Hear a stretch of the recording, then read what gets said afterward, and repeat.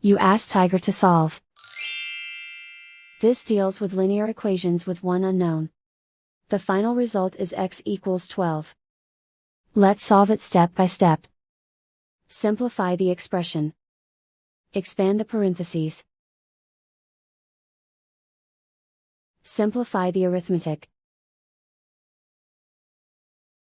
Group all constants on the right side of the equation. Add 18 to both sides. Simplify the arithmetic.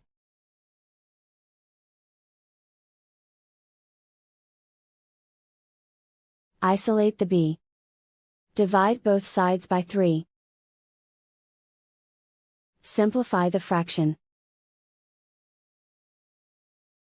Find the greatest common factor of the numerator and denominator.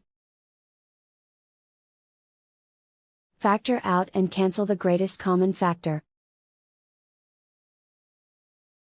And so the final result is x equals 12.